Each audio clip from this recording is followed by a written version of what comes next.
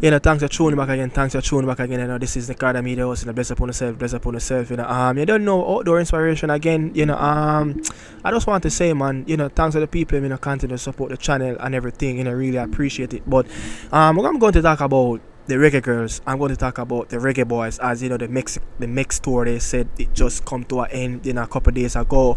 Not the best of results. Some bad performances. From the girls in Kansas and in Houston. Touch a little bit on the World Cup dream. Yeah, the World Cup dream, and also I'm going to give my takes. I'm going to give my prediction on the Gold Cup draw that expected later today at 7 p.m. Eastern time. And I have to say, look. You know what? After this, I'm going to do JPL in 5 as well. That game that played yesterday. The Cavalier versus Portmore United. That lonely game, the game in hand. And after this, I will jump into it and start on with the Reggae Girlz.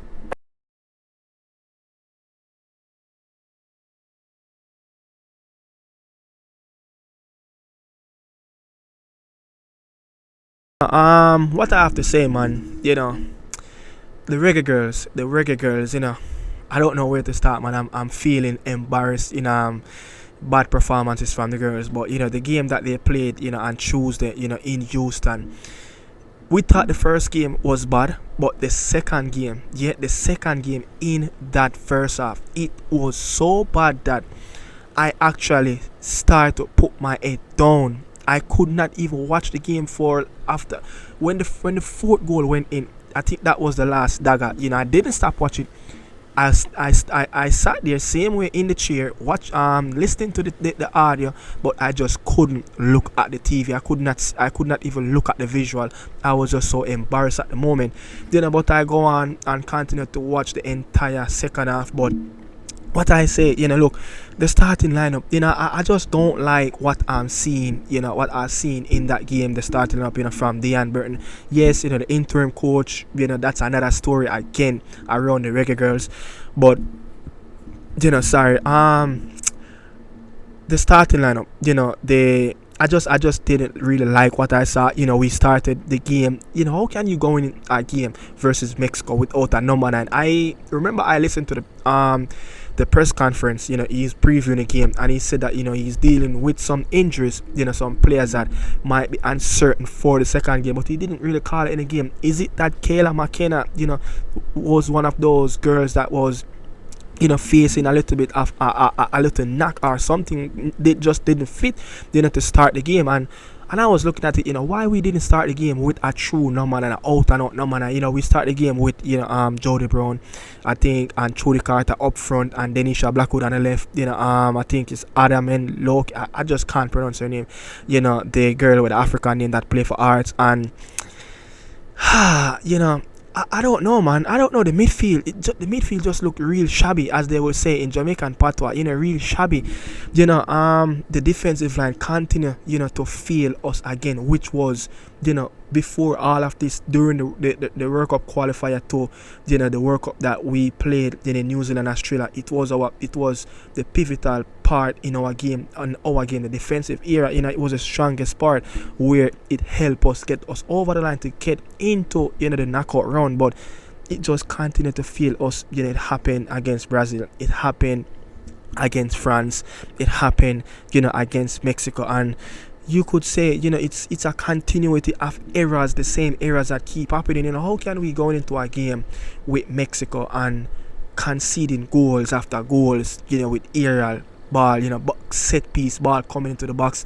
How can they win the aerial duels, in our own defensive area? We are much taller, we are much athletic, we are much physical, and it's just laziness. And you could say their position awareness and how they position themselves, to get in the box and the fight to get at the end of those balls that at the time, just kept flying into the box at the time. And we just continue to lose in the battles with the Mexican team, and that's not something that you want to see. That should be one of our strong point, with the national team, for the men or the girls. It doesn't matter what age group. The Reggae Girlz, the Reggaeboyz team should always stronger in the air when it comes against a Mexican team, especially when the players are much smaller than our players, but lack of creativity, no goals. Both games we conceded 7 goals in the first half play after 2 games. That tells you a lot. The second half of both games we played a little better, especially in that second game. We played a little bit better in the second half of that game in Houston. Why? Maybe because Mexico take their foot off the gas. They start to make a lot of substitutions. They start to bring on their bench players, and they just trying to see the game out, and our girls just trying to react from a poor first half and try to make up. But that's the only positive I can take from this mix tour, is that how we played in that second half of the second game in Houston, and also put little credit to it as well in the first game in Kansas, how we played in the second half. We tried to play a little bit team game, but why we can't start the game, and Dean Burton emphasized on that as well, that we not starting the game as how we end in the game. It's very important to start the game as strong as how you should end the game as well. But look, we come up against big teams, Brazil, France, Mexico. Mexico now is a powerhouse, because if you look at their their preparation and how they're putting together a real good squad. Look, they missed the last 2 World Cup 2018. 2018 they missed out on a World Cup, 2018 they missed out on a World Cup, and also 2022 we the one that really knocked them out in their own territory of that World Cup. So they're putting into a lot of things. Look, the coach that is coaching that Mexico team, Pedro Lopez, the Spaniard, the last time a U20 World Cup played for the women in this region in Costa Rica, he was the coach of that Spanish national team, and he won that World Cup. So they have some very, very good coach at their disposal, and you could see how that team played in the Gold Cup with the South Americans, and also with the teams that in this region. They went from the group stage all the way to the semi-final versus the Brazil national team. So this team is not a joke. This team is not a fluke. The coaching staff, it's a very, very top-notch coaching staff, especially the head coach, Pedro Neto. Look at how the changes he made, within the system of how Mexico played their game. If you look at it, there's actually 2 Spaniards is coaching the senior team at the senior team level for Mexico, men's and women. Javier Aguirre is a Mexican / a Spaniard. Pedro Lopez is a straight up Spaniard, the coach for the women team. And look at how Javier Aguirre is transforming the men's team. Look at how this coach is transforming the women team, But when I look at it, man, the World Cup going to be very tough. The World Cup qualifier is going to start in October, and I think it will end in February, and then later further down, I think it's November or September. The last rounds of World Cup qualifier games will continue in 2026 that year. But look at it, there will be 4 teams that will get automatically qualifying spot for the women teams, for the women's qualifier. If we continue to do stuff like this, if we continue to prepare stuff like this and continue to prepare the girls like this, it's going to be much difficult. Look, you could say Khadija Bonisha, you could say many players missing the Drew Spence, but this Mexican team, they have played just like this and even better in the Gold Cup. In the Gold Cup, the inaugural Gold Cup tournament for the women's, they have played even much better. So these are some young girls. They make a revamp of the old that old squad. They throw away a lot of the older players, and they start to work on the young players. Our transition is a little bit different. We have to because of lack of the quality in our women's league. We don't even have a professional women league, so we have to be going overseas for players and stuff like that, and try to to set in our system. And it's just a lot, man, and I'm worried. And if you look at the World Cup qualifying cycle, as I said, 4 teams will automatically qualify, and it will have an extra 2 teams that will go on to play a playoff with European teams, Asian teams, South American teams from different continents. You understand? So you can't fall out of that top 4, which I think the US, Canada, us and Mexico should be the top team. And Panama and Costa Rica, you just don't know what they will bring to the table. As much as we don't really worry about them, but you just never know what is going on over the fence. You understand? But even the World Cup qualifier, the top 2 finalists, in that qualifier will advance to the 2027 Olympic. If the US advance to the final in that women's championship, the last qualifying round, the 3rd place of that tournament will get that extra spot, because US will be the host and they automatically qualify for the tournament. So if you look at it, top 4 is a must in the last stages of the World Cup qualifier, and also the semi-final. We must go into that semi-final to try for this team to play in the Gold Cup. So not in the Gold Cup, in the Olympic. So there's a lot to do, and I must say, look, how we fallen from grace, from high to the low. We qualify for back-to-back World Cup. Donaldson, I think Lionel Donaldson was the coach 2018. We got rid of him. One of the most successful coach in the history of the Reggae Girl. We got rid of him. So you have to look at it. They put a dent in our preparation. They put a dent in our own system and how the girls should have kick on from 2018. And it's like 2018 we make a step back and we hire I forgot the other coach name, and I don't remember his name, but Uno, that coach that brought us to 2022. And again, because of all different issues, and so the JFF, the technical committee board that bring in people, hire everyone, the coaching staff, they are the one that are the stepping stone for the federation. They must look into themselves, and this is all on Rudolph Speed, Mike Ricketts, Dennis Chung, all these people, the president of St. Catherine, the president for St. Catherine FA, I forgot her name as well. They must look into themselves. We need to make sure that, look, this cycle, we don't mess up the cycle, because this cycle will be as just tough as the men's. You understand? But it's an expanded World Cup. That World Cup will be in Brazil. We can't afford to miss out on that World Cup in Brazil. You understand? So we need to put a lot more in our preparation. We need to, hopefully Angel can play on our side, where our best players can be fit, for the next upcoming windows. I think schedule, as I saw, should be Brazil again. So hopefully we can get our best players. Hopefully we can get those players over the line that needed their passport. And again, man, the JFF must take a look into themselves. Where is with Busby? Why Busby was missing? No statement, nothing.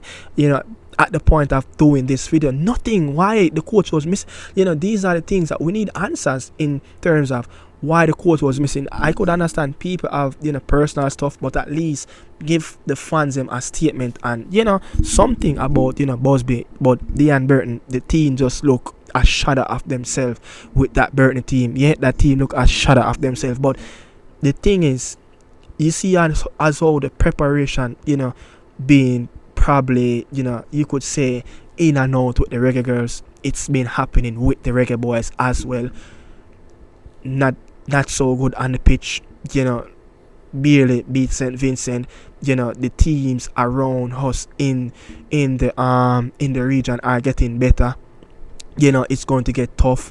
And if you listen to this clip and Ronaldo Rueda, the Honduran national team coach, actually, speak on the World Cup, the journey to qualify for the next World Cup. I think he speak on this like a month ago, and this is what the Honduran manager has to say. Las sedes están. ¿Qué pasa? Si Estados Unidos What happens if the United States, Mexico, and Canada were?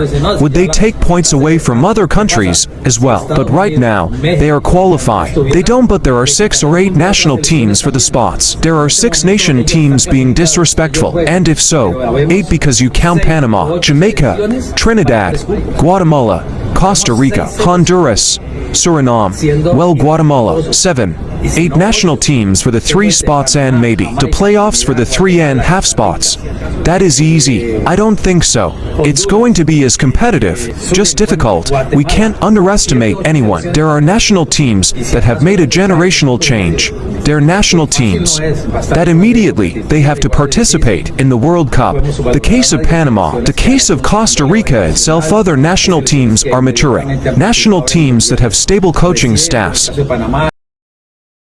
But the Reggae Boys, it's going to be very difficult. Yes, you could hear the Honduran national, manager said it's going to be very difficult. You have other teams that they want the dream just as how, each individual want the dream for their national team. So it's going to be tough. It's going to be tough, just like how the women team.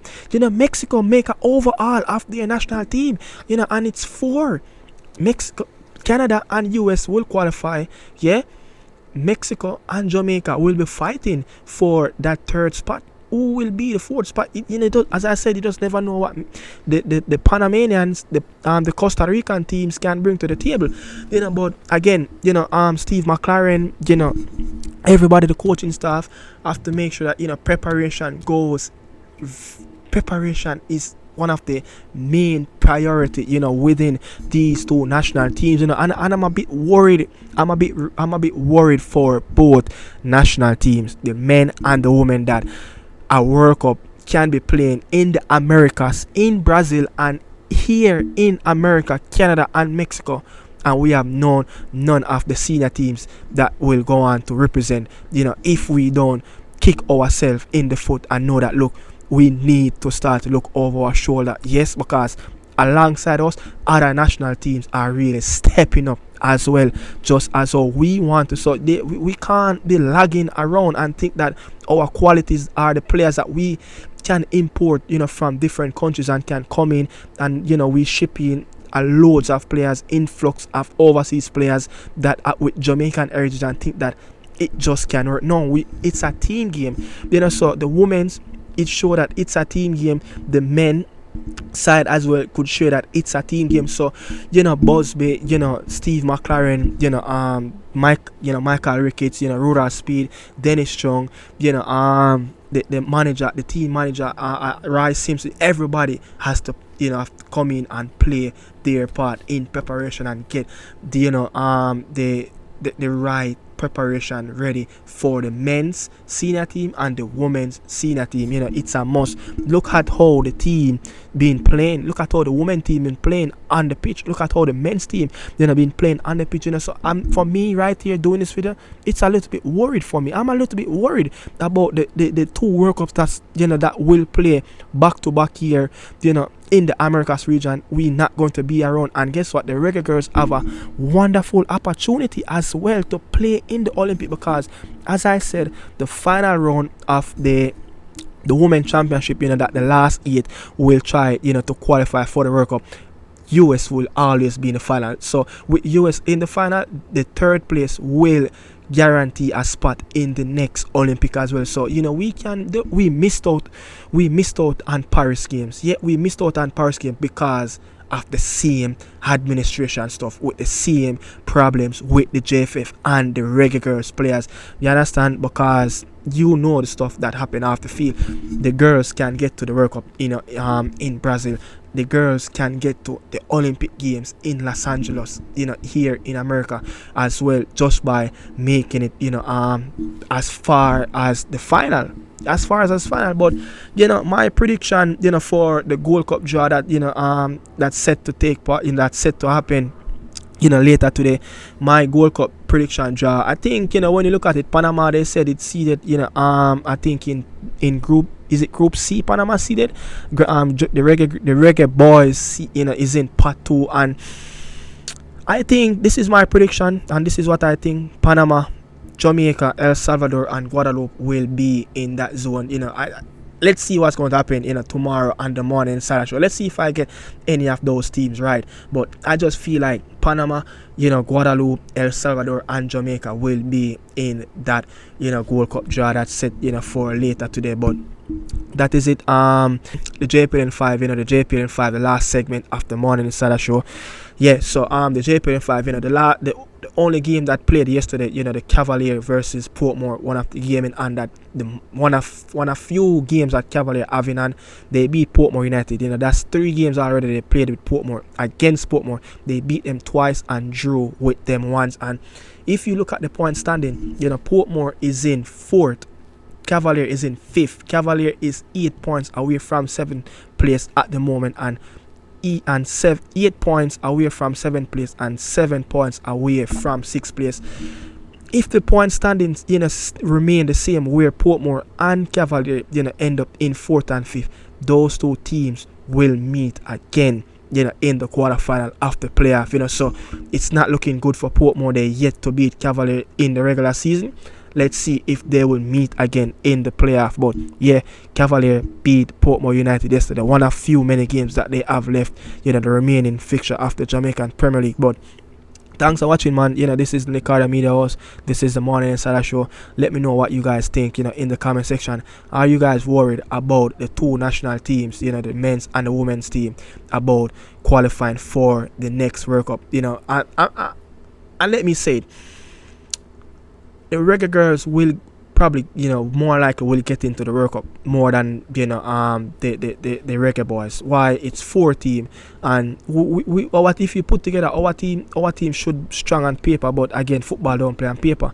But 4 teams, 2 juggernauts, Canada and Mexico, and Canada and US. Put them aside. We have Mexico, Jamaica, Costa Rica, Panama. Those are the rest of teams, and then you have another 2 teams that will go into the playoff. But again, the teams will be from different continents. It will be very difficult. Teams from Europe, you just don't know who you will play. So I think I'm a little bit worried around the spectacle of will the Reggae Girlz qualify in the top 4 after last rounds after they qualify coming up in 2026. With all of this, we have a lot of time. JFF, please make everything right. Yeah, make everything goes to plan. Make everything excellent. Give the girls the best of service. We need the girls to get the support just as the men to get the support. You understand? We need to know just as every bit of information out here as fans. You understand, about the Reggae Girlz, just like how the reggaeboyz. We can know that little bit of information that you guys even barely pushed out as well. So hopefully everything goes to plan with the Reggae Girlz senior team and with the reggaeboyz senior team. JFF must fix things with preparation moving forward, and guess what? It's team game get you into the World Cup, not individual game. That is it. I'm out. Yeah, with the Morning Insider. Bless upon yourself, people.